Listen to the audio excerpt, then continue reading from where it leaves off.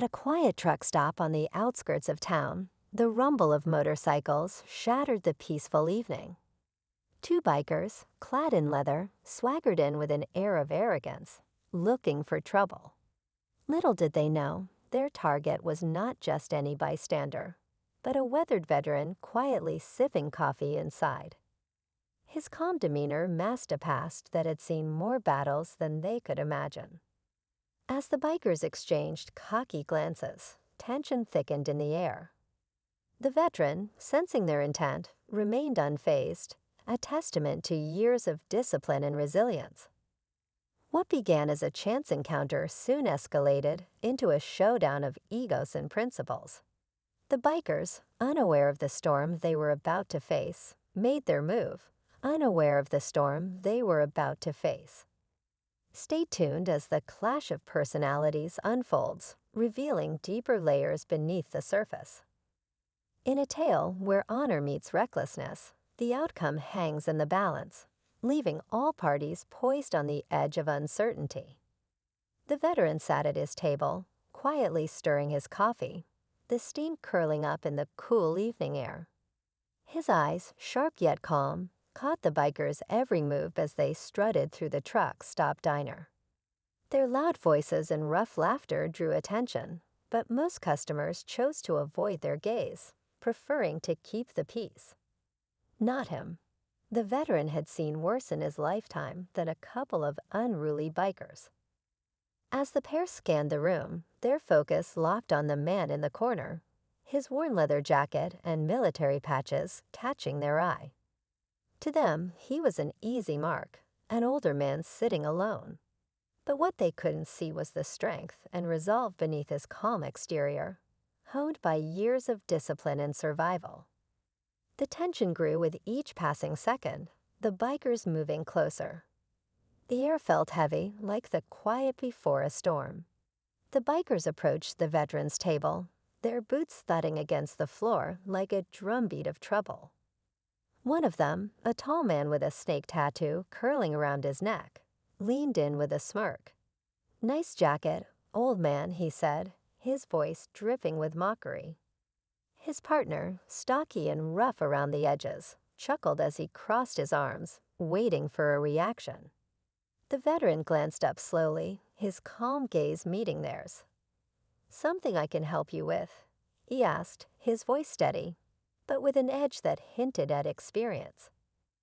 The bikers exchanged a glance, their confidence unwavering. They weren't used to being challenged. The taller one leaned closer. "Yeah, you can start by telling us where you got those patches. They don't look earned to me." The diner grew quieter as a few customers noticed the brewing confrontation. The veteran set down his cup, his movements deliberate. He didn't flinch, didn't rush. Years of discipline had taught him patience, even in the face of provocation. But beneath the surface, he was calculating, observing. He knew this wasn't just about his jacket. It was about control, a test of who would back down first. For the bikers, it was about asserting dominance. For him, it was about staying composed, no matter what came next. The air crackled with tension as the moment hung, unresolved, waiting for someone to make the next move. The veteran pushed his chair back slightly, the sound of its legs scraping against the floor cutting through the heavy silence. He stood slowly, his full height now apparent, and while he wasn't as imposing as the bikers, there was a quiet strength in his stance. His weathered hands rested at his sides, steady and unshaking.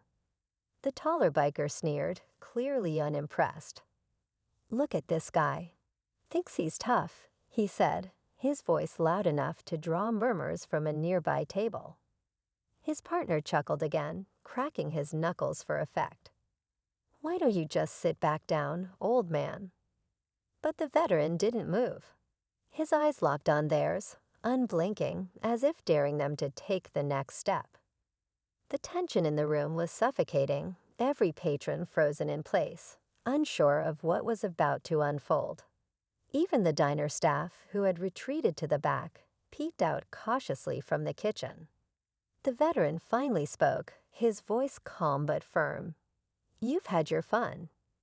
Now walk away while you still can." His tone carried a weight that made the laughter stop.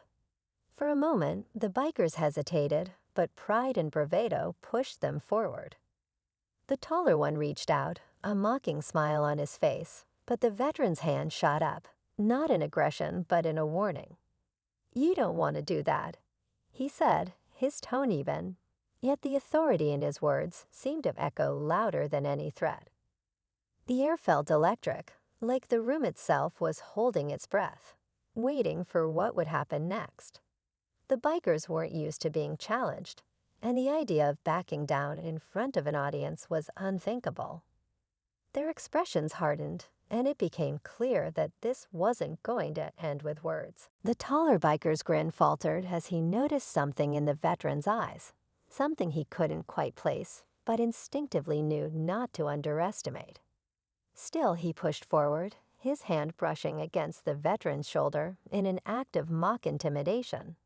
That's when it happened. With a speed that seemed impossible for someone his age, the veteran's hand clamped onto the biker's wrist. It wasn't a hard grip, but it was firm enough to send a clear message. This was no ordinary man. The biker froze, startled, his bravado cracking just a little. Before anyone could react further, the sound of another motorcycle engine roared outside, louder and closer than before. Heads turned as a third figure stepped into the diner, a woman in riding gear. Her presence shifted the dynamic immediately. She carried herself with a quiet authority, her sharp eyes scanning the scene and landing on the two bikers. "You idiots really couldn't leave well enough alone, could you?" she said, her voice calm but laced with irritation. The bikers exchanged uneasy glances. "Lisa, we were just." The shorter one started, but she cut him off with a sharp look. The veteran released the taller man's wrist and stepped back slightly, watching the new arrival carefully. There was something different about her. She wasn't here to escalate things, but she wasn't backing down either. "You don't know who you're messing with," she said, nodding toward the veteran. "This man isn't just some old guy. You're lucky he's even giving you a chance to walk away." The biker's confidence wavered as Lisa's words hung in the air. The tension thickened, but now it was laced with uncertainty. The veteran said nothing, his silence adding weight to the moment as everyone waited to see what would happen next.